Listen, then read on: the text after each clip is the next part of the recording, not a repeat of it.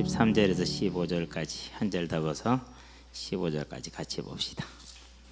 12장 13절에서 15절 준비됐죠? 함께 하도록 합니다. 다윗이 나단에게 이르되 내가 여호와께 죄를 범하였노라 하매 나단이 다윗에게 말하되 여호와께서도 당신의 죄를 사하셨나니 당신이 죽지 아니하려니와 이 일로 말미암아 여호와의 원수가 크게 비방할 거리를 얻게 하였으니 당신이 낳은 아이가 반드시 죽으리이다 하고 나단이 자기 집으로 돌아가니라. 아멘. 내가 여호와께 죄를 범하였노라.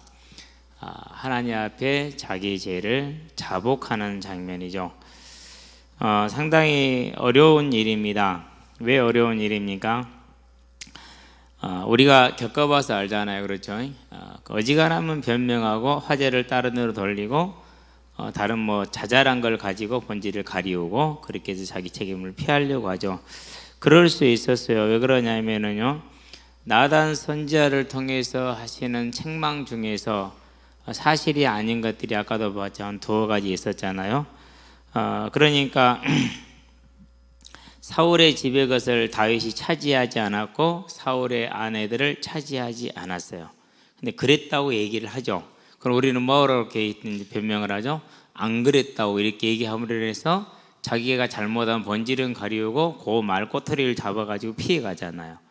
다 그렇게 하더라고요. 저와 여러분은 여기서 이제 뭘 봐야 되느냐?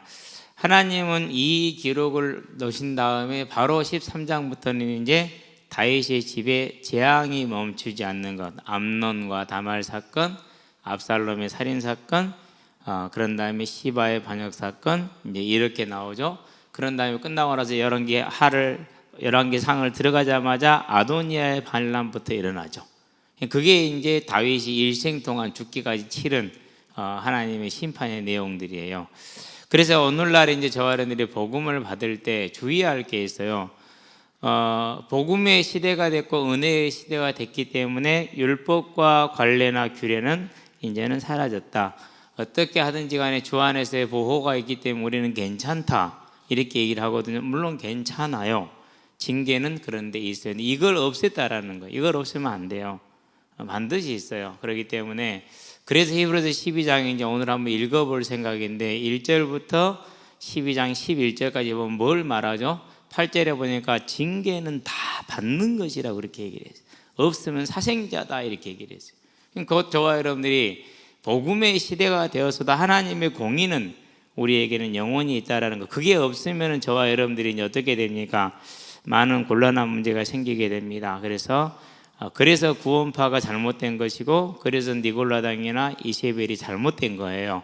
저와 여러분들은 바른 길을 가서 정말 성경에 있는 말씀 그대로 따라가고 있는 그대로만 가시기를 주의 이름으로 축원드립니다. 자, 오늘은 자백입니다. 만일 우리가 우리 죄를 자백하면 저는 미쁘고로서 우리 죄를 사하실 뿐만 아니라 우리를 모든 죄에서 깨끗게 하실 것이다 그랬어요. 자백은 뭐의 시작이에요? 회개의 시작이에요. 회개라는 것은 일순간적인 게 아닙니다. 돌아서서 그대로 바르게 가는 삶을 회개라고 표현을 하는 겁니다. 자, 우리는 이 사실을 정확하게 보고 따라갈 수 있는 사람들이 되기를 바라는데, 자, 일단 이제 서론적으로 뭘 봐야 됩니까? 전체 그림을 한번 보도록 합니다. 뭐가 왔습니까? 나태가 왔어요. 나태는 다른 말로 표현하면 교만과 같은 말이에요. 어떻게 언제 시작한지는 몰라요.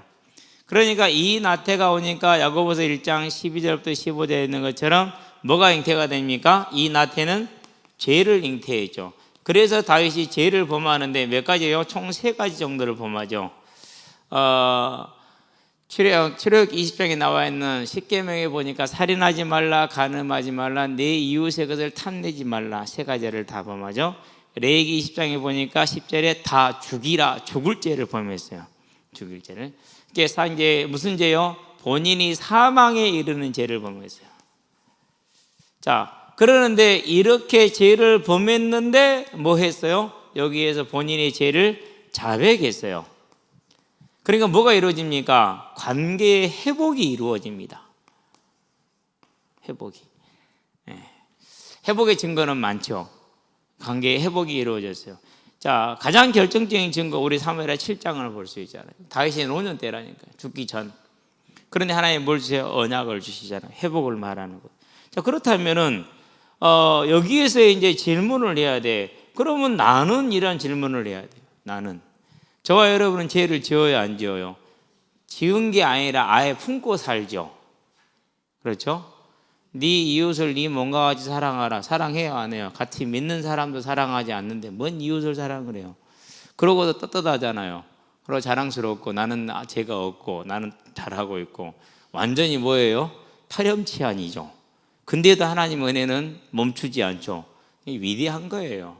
제가 저를 보니까 딱 그 꼬라지더라고요. 그 모양이야. 그래서 내가 죄인은 어쩔 수가 없구나. 악마를 보았다니까는요.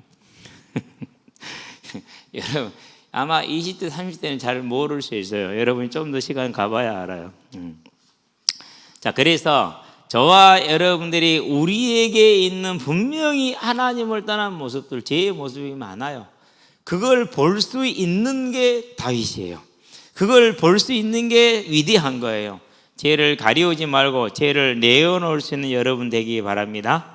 그래서 청년 때 읽었던 책 중에 그런 책이 있어요. 내 마음의 방들이라는 책이 있어요. 몇 번 얘기를 했죠. 아주 얇은, 읽기 쉬운 이렇게 수필같이 간단하게 써진 거예요. 근데 이제 자기 마음의 방문을 하나하나 열어 들어가는 거예요. 하나님께 뭘 구하는 거죠? 그러니까 나를 내어드리는 것이죠. 그 전에 감추고 있던 거, 숨기고 있던 거, 또 자기가 모르고 있던 방문까지 싹 내어드리죠. 그때 어떻게 됩니까? 주님이 들어오셔서 먼지 나지 않게 다 청소를 하시죠. 물론 철로역에는 그런 장면이 나오긴 합니다만은, 그러니까 우리가 내 자신에 있는, 내 눈에 있는 들보를 본다라는 것은요, 성령의 역사인 것입니다. 저와 여러분들은 언제나 그 은혜 가운데 있게 되길 바랍니다. 자, 그럼 본론을 들어가 봅니다. 제가 왜가 이런 얘기를 합니까? 초기에 우리가 복음 말할 때 목사님 자녀들이 어려움을 겪으면 복음 없어서 그런다고 그랬어요. 근데요, 그때 봤던 어려움이요, 우리 교단을 보니까 더 심해요. 한 10배는 심해요. 겪는 어려움들이 상상을 초월해요. 상상을 초월해. 그러면 이제 우리가 뭐 해야 되죠? 회개해야 돼요, 안 해야 돼요? 해야 되잖아요. 저 하는 사람 못 봤어요. 안 해요. 그냥 은근슬쩍 다른 데로 저 파장을 돌려서 넘어가 버려요. 그러면은 뭐가 안 떠나요? 사단이 안 떠나요. 이건 중요한 문제예요. 우리는 괜찮고 남은 안 됩니까? 그건 내로남불이 세상에 어디 있어요? 똑같은 것이지. 그렇죠? 자, 일단은 다윗이 뭐부터 합니까? 자백을 합니다. 핑계대지 않았어요. 내가 범죄했다. 누구께? 여호와께. 왜 여호와께 범죄했단 말합니까? 시편에 보니까 51편 다시 아까 나오고 있지만 4절인가요? 내가 여호와께만 죄를 범하였나이다 이렇게 얘기합니다. 그것은 사람한테는 미안하지 않다, 죄를 지지 않았다 그런 뜻이 아니에요. 죄의 시작이 어디에 있는 것입니까? 우리가 보는 것처럼 사무엘하에 나와 있는 것처럼 뭐라고 말합니까? 어찌하여 네가 나를 뭐 했다고 여호와의 말씀을 업신여기고 그렇게 얘기를 하죠. 그렇죠? 9절에 보니까. 또 10절에도 마찬가지로 이렇게 지적을 하고 있잖아요. 그러니까 하나님을 떠난 것이 뭐의 시작이라는 거예요? 죄의 시작이라는 것이. 그걸 지금 그렇게 표현하는 거예요. 아무런 핑계대지 않고 머뭇거리지도 않고 그대로 자기 죄를 시인했어요. 그러니까 무슨 응답이 옵니까? 바로 사함을 받았어요.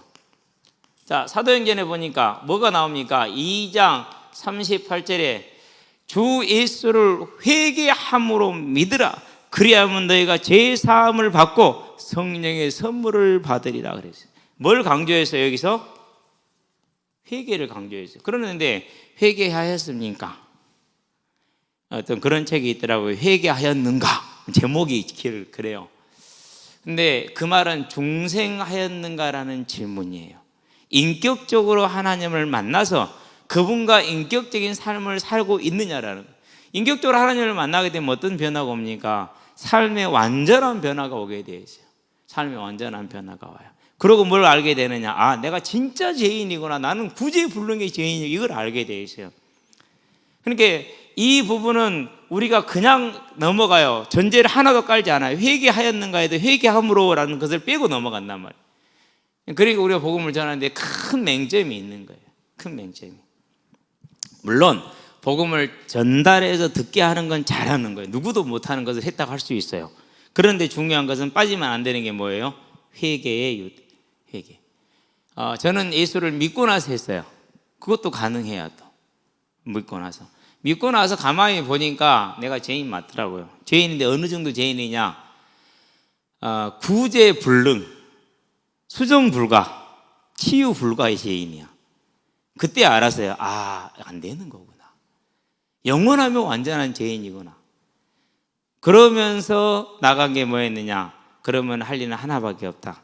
어차피 못 고치는 죄인, 할 수 있는 건 하자. 내게 주어진 자녀로서의 신분을 누려야겠다. 그게 뭐냐? 그게 전도다. 그래서 그때부터 물론 다른 이유도 많아요. 전도에다가 모든 거를 다른 거 생각한 거 없어. 오직 하나만 생각하는 거, 전도만. 그러다가 이제 어느 날 눈을 떴어요. 무슨 눈을 떴느냐? 내가 틀리게 말하고 있고 내가 남을 정죄하고 있다라는 눈을 떴어요. 근거도 없이 알지도 못하면서 하나님의 자리에 올라가 있다는 걸 봤어요. 근데 내가 올린 거 아니에요. 올려놓은 거예요, 나를 처음부터.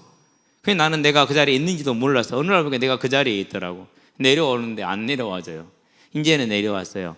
진짜 거기에 대해서는 더없이 감사해요. 더없이 감사해요. 거기 내려오니까 뭐가 보이느냐? 내려오니까 천국이 보이더라고요. 내려오니까 천국이 보이니까 어떻게 되느냐? 그러니까 그냥 감사하고 살아요. 그럴 수 있게 되는 거예요. 어쨌든 저한테 뭘 봐야 되느냐 하면은요, 핑계하지 않고 자백하자마자 사함을 받았다는 사실. 자, 이렇게 완전히 사함을 받죠. 자, 그런데 중요한 얘기를 합니다.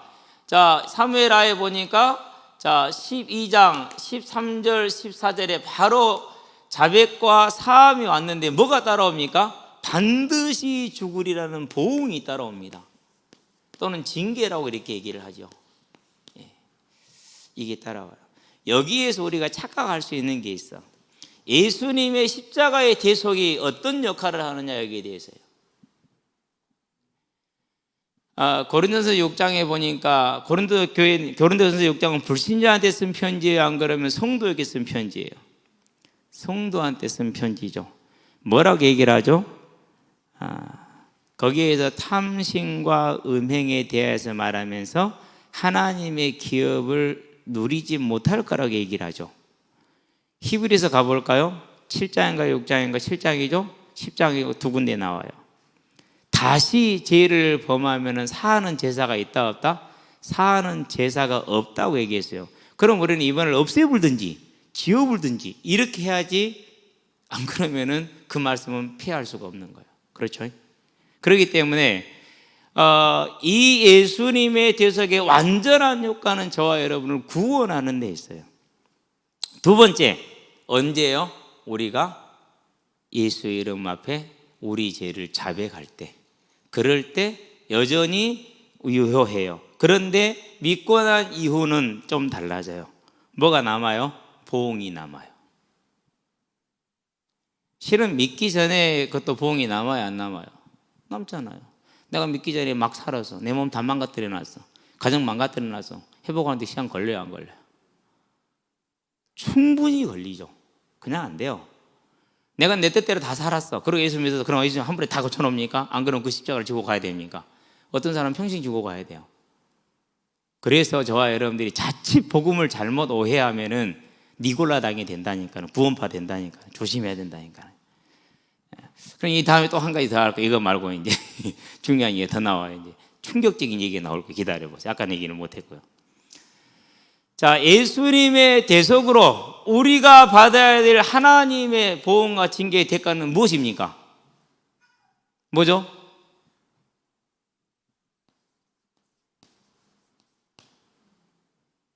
이걸 해결한 거예요. 이걸 해결한 거예요. 완전히 해결했어요. 그래서요, 저와 여러분들이 분명한 확신을 설 게 있어요. 뭐가 있느냐? 내가 죄를 또 지을 수 있어요. 나는 실수 또 할 수 있어요. 그러나 여기는 가요, 안 가요? 끝낸 거예요. 근원적으로 끝냈어요. 더 중요한 게 있어요. 뭐가 있죠? 이제는, 예전에는 속수무책으로 당했잖아요. 근데 이제는 길이 있어. 무슨 길이 있어요? 회개라는 길이 있어. 그래서 히브리서의 4장에서 14절에서 16절이 그냥 좋은 것만 같죠? 아니요. 회개의 길을 알려준 거예요. 긍휼하심을 받는다는 말은 무슨 말입니까?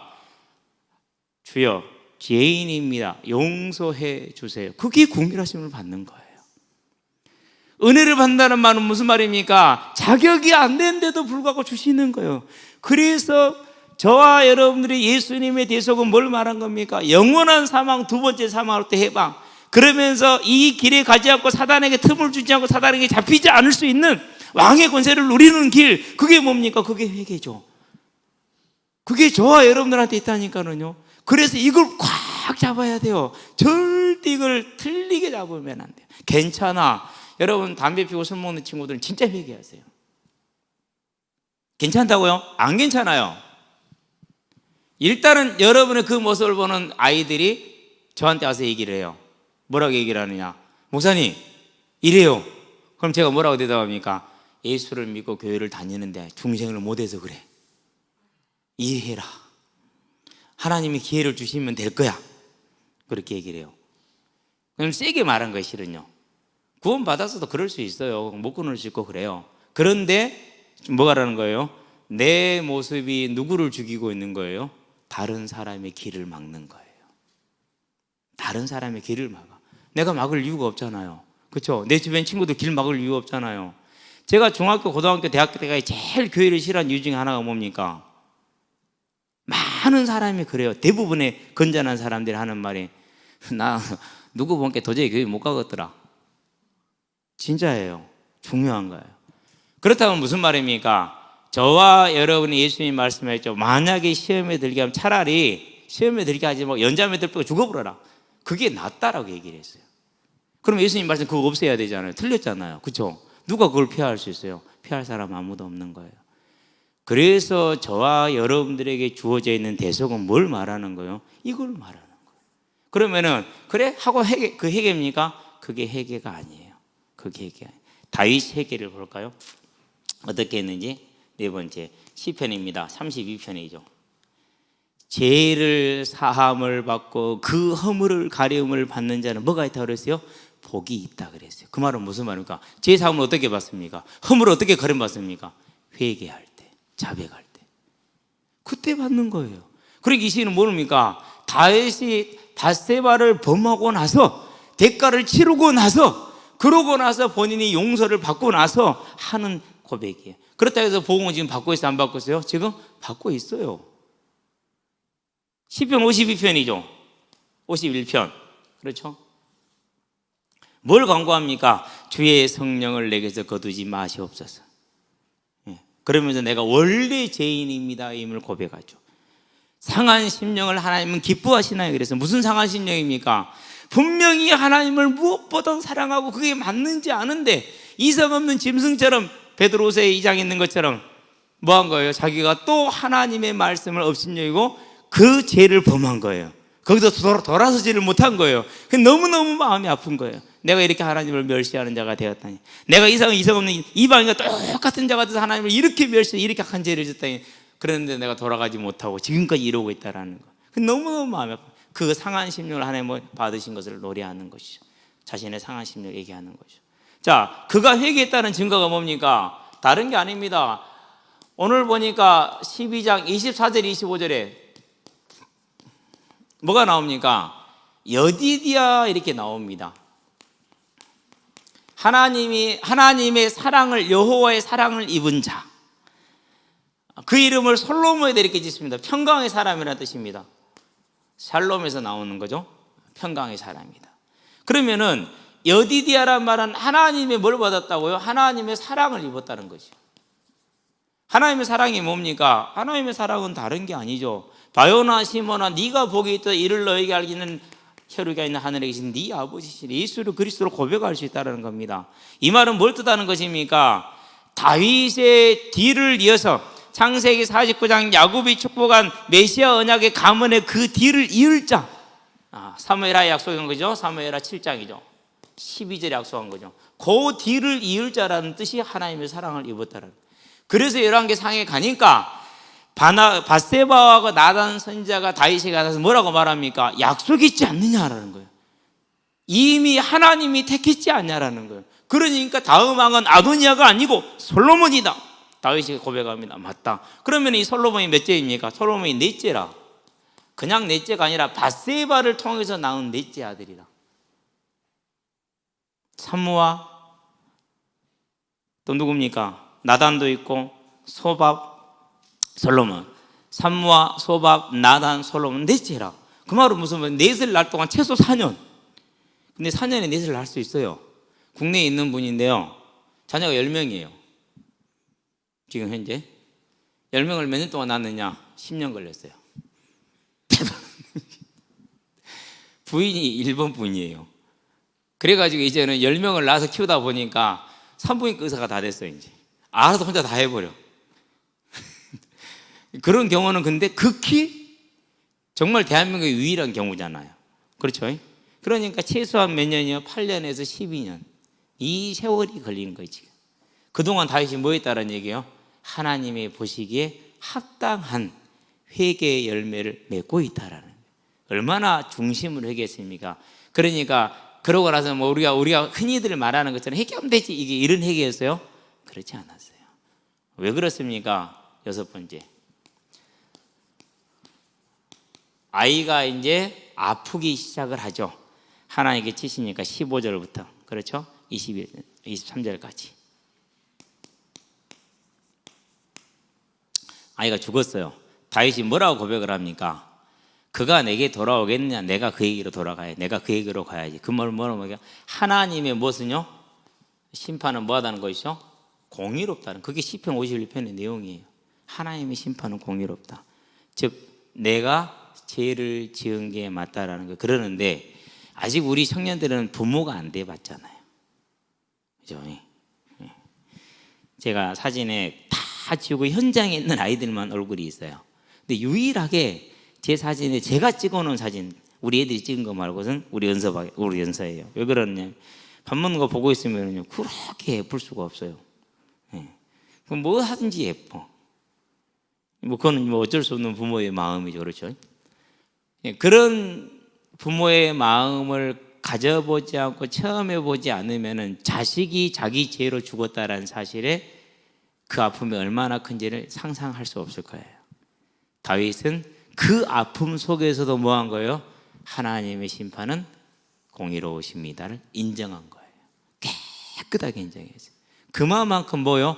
자백과 회개가 중심으로부터 이루어졌어요. 하나님이 인정할 만큼.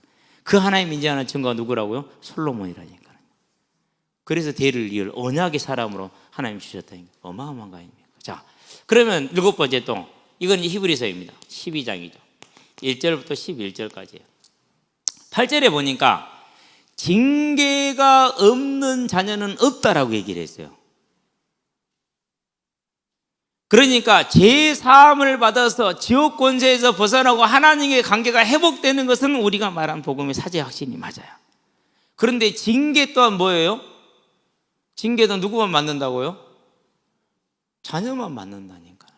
로마서 1장을 보세요. 18절부터 말하죠. 하나님의 진노가 불의를 따라 누구에게요? 믿지 않은 자들에게 임하는데 가장 큰 징계가 뭡니까? 그냥 그 불의한 모습들을 내버려뒀다고 그랬어요. 그렇죠? 그래서 서로가 악을 행하되 잘했다고 칭찬하면서 32절에 보니까 그렇게 산다고 그랬어요. 그래서 성 어거스틴이 회개한 게 뭐라고 고백록에, 내가 이전에 죄를 지은 친구들과 어울려 죄를 더 많이 지었음을 자랑을 하고 죄를 더 짓지 못했음을 안타까워하는 삶을 살았다라고 고백을 해요. 그게 뭐예요? 그게 버림받은 자들의 삶의 모습이라는. 그러는데 하나님의 자녀는 반드시 뭐가 있다고요? 잘못한 것에 대한 징계가 있다는, 자녀이기 때문에 반드시 징계해야 되는. 그 말은 무슨 말입니까? 저와 여러분이 징계를 받는 건 뭐의 확신입니까? 내가 자녀라는 증거라니까요. 그래서 이것을 확신이라고 말해요. 다윗의 확신. 이 확신이 있으니까 암논의 사건과 다말의 사건과 압살롬의 사건과 시바의 사건과 아도니의 사건이라도 뭐 할 수 있습니까? 과연 사무엘하 7장에 나에게 언약하신 약속의 말씀대로 하나님이 나를 받으신 대로 내가 용서를 받은 자가 맞구나라는 확신을 갖는 거예요. 이게 믿음이고 이게 성경대로 하는 확신이에요. 그렇지 않으니까 틀린 이 죄책감을 갖는데 자살자들을 종교별로 편견을 냈어요. 종교별로 불교 자살자들 중에서 종교별 획경을 내보니까 그 중에서 6%, 불교는 캐톨릭 6%, 기독교는요? 찍어보세요. 네? 기독교는 25%, 4분의 1이 기독교인이에요. 자살자의 4분의 1이 기독교인. 대한민국에. 뭘 말하는 거죠? 틀리게 알고 있는 거예요. 관심도 없는 거죠, 보면은. 안 그러면 완전히 잘못 알고 있는 거예요. 여러분, 징계는요, 망하라고 하는 게 아니에요. 네가 자녀라는 증거예요. 그건 저와 여러분들은 뭐가 돼야 됩니까? 그게 확신이 돼야 돼. 그냥 아무거나 괜찮다가 아니에요. 그건 확신이 아니에요. 그건 망난이에요. 확신이 뭡니까? 매를 맞는데 내가 자녀구나. 그러니 매를 맞지. 자, 승찬이가요, 그 에너지바를 2개를 가지고 있더라고. 우리 은영이가 있으면 내가 2개 다 뺏었을 거야. 그런 거 먹으면 안 돼요. 근데 승찬이니까 내가 몇 개 뺏었겠어요? 승찬이니까 하나밖에 못 뺏었어. 내가 은영이에서 2개 다 뺏어가지고 내가 쓰레기통에 부숴버렸지. 우석이가 저렇게 앉아있거든요. 우석이가 나한테 막 까불고 자르거든요. 만약에 우리 은영이었으면 되게 맞았을 거예요. 내가 안아주고, 그래, 막. 뽀뽀는 안 해줘, 근데. 요, 때리면 안 돼, 폭행이 돼. 자녀는 징계지만은, 자녀이면 폭행이 되는 거야. 현빈이요, 목사님, 이제 제가 목사님보다 크게 했는데요. 한번 해봐요. 이론 한번 해보자. 이놈 새끼가 키는 아직 나보다 적은데 신발은 나보다 훨씬 커요. 285.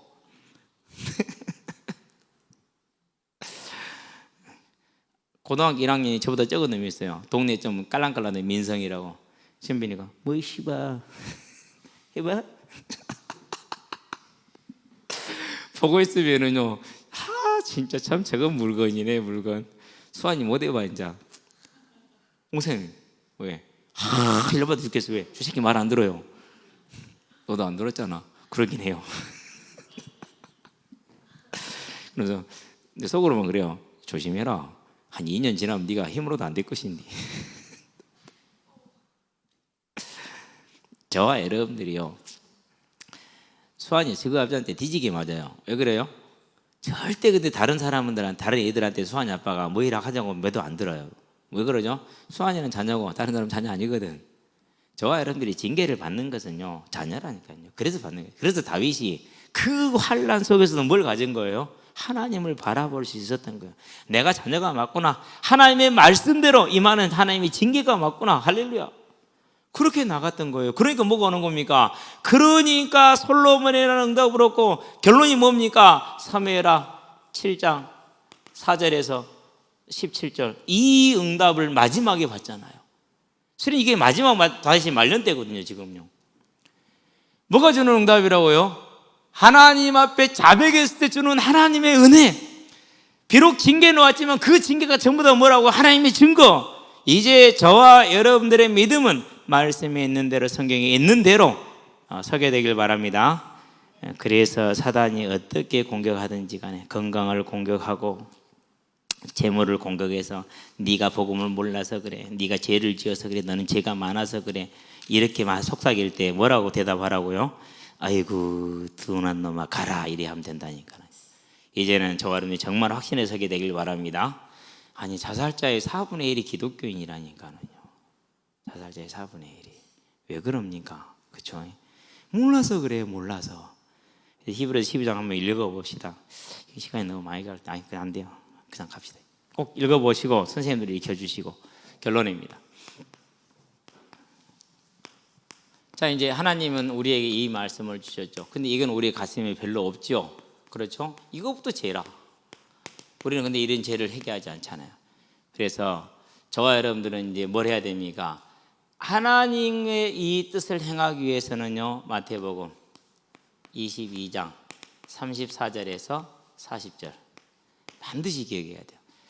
하나님을 사랑하되 뭘 다했어요? 생명을 들여서 하나님을 사랑하라, 이렇게 얘기를 했어요. 두 번째, 이웃을 사랑하되 어떻게 사랑하라고 그랬어요? 네 자신과 같이 사랑하라고 그랬어요. 요 두 가지만 가지고 저와 여러분을 비춰봐도 뭘 알 수 있어요?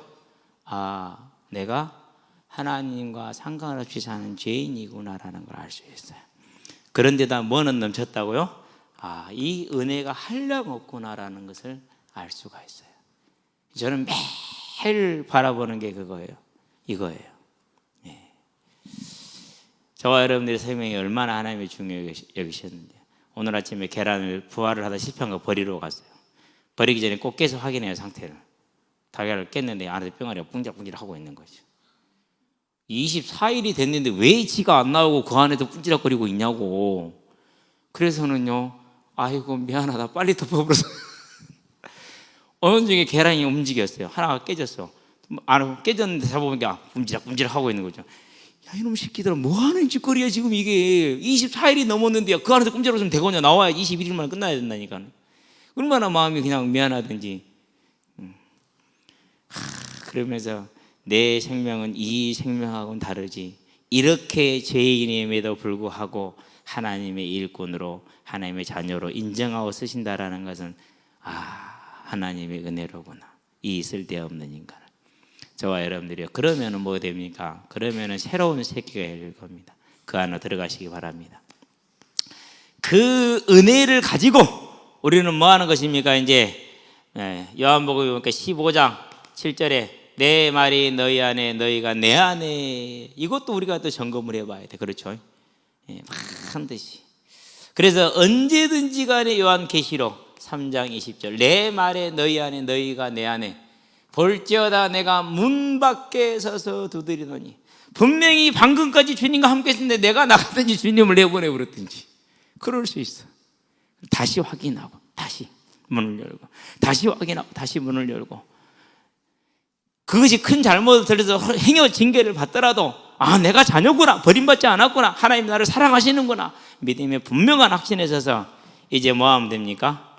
저와 여러분들은 그분이 우리에게 주신 그 사명을 위해서 바울과 같이 사도행전 20장 24절 연약하고 부족하지만은 이 길로 담대하게 나가는 하나님의 자녀들이 되시기를 주의 이름으로 축원드립니다. 기도합시다.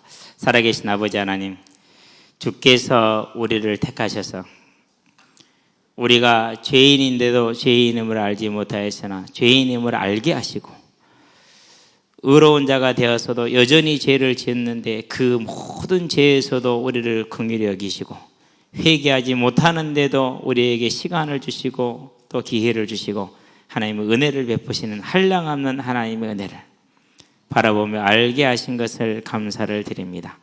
이제 우리가 이 하나님을 알았으니 더욱더 내 주 예수를 사랑함으로 하나님과 함께 하기를 원하고, 하나님을 사랑하기를 원하며 하나님의 말씀에 순종하기를 원하오니 우리에게 힘을 더하 주셔서 여호와의 말씀을 멸시하지 않는 자들, 온전한 예배자라 세워짐으로 우리의 삶이 하나님께 기쁨이 되며 즐거움이 되고 세상에는 빛과 소금이 되며 그 삶이 나아가서 전도자로, 예배자로, 중직자로 하나님의 나라를 이루게 하시기를 그리스도신 예수의 이름으로 기도합니다. 아멘.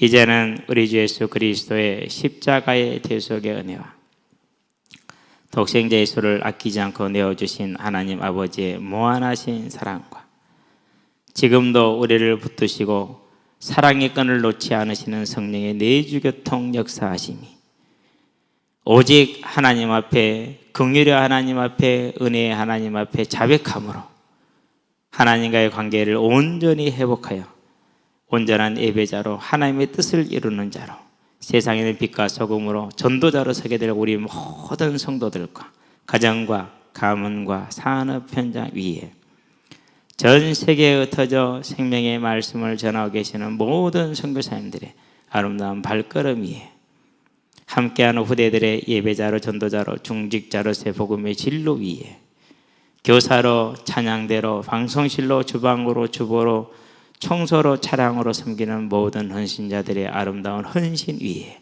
지금으로부터 영원토록 함께 계실지어다. 아멘.